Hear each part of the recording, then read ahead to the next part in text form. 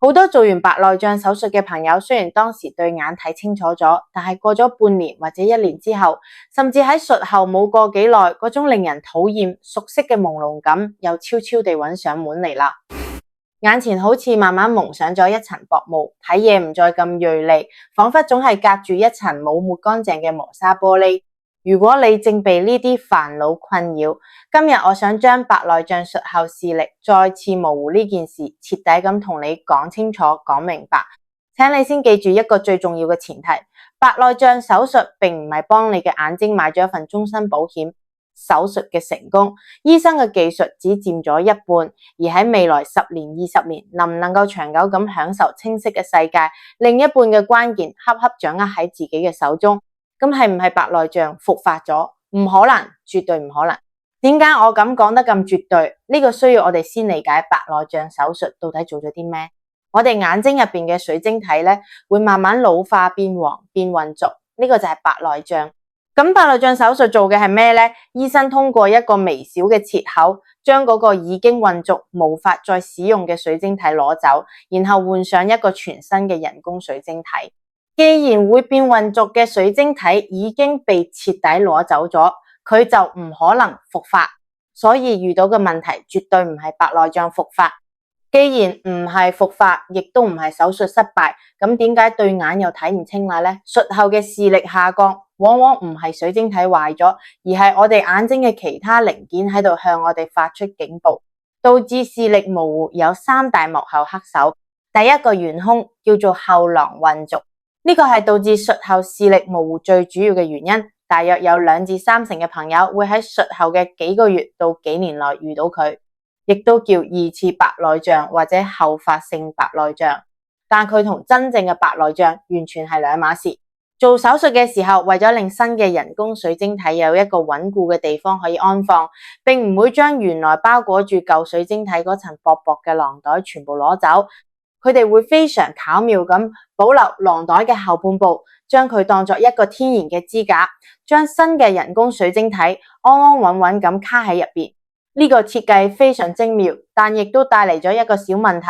手術後一啲殘留喺囊袋上嘅微小細胞，可能喺呢個後囊上慢慢爬行增生纖維化，久而久之就喺你嶄新嘅人工水晶體正後方形成咗一層薄薄嘅好似磨砂玻璃咁樣嘅膜。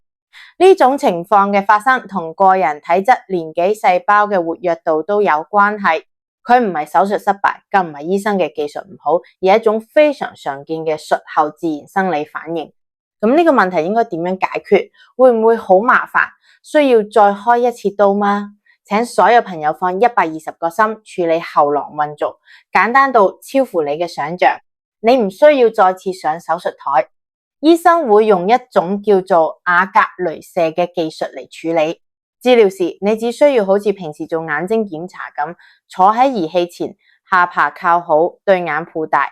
醫生會透過儀器精準咁對準嗰層變污糟嘅薄膜，輕輕打幾下。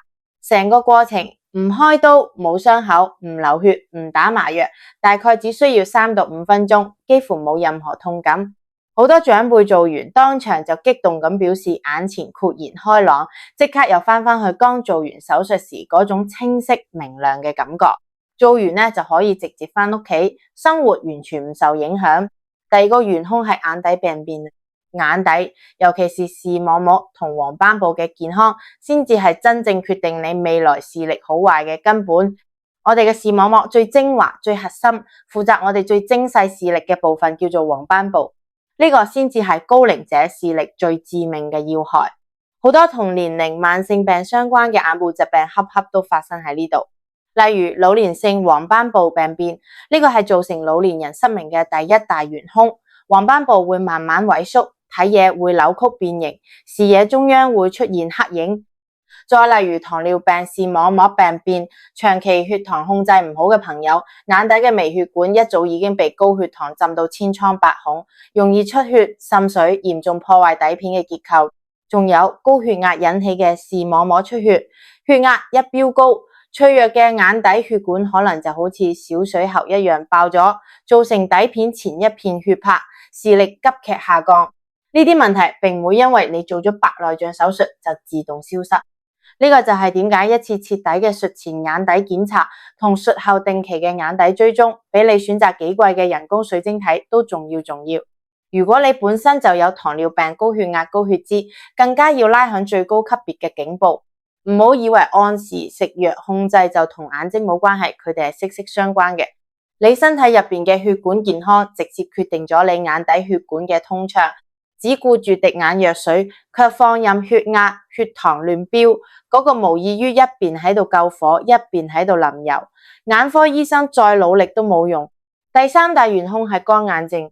白內障手術本身非常安全，但喺手術過程中，消毒藥水、儀器嘅接觸、角膜上嘅微小切口，都會短暫咁破壞我哋眼球表面嗰層薄薄嘅淚膜嘅穩定性。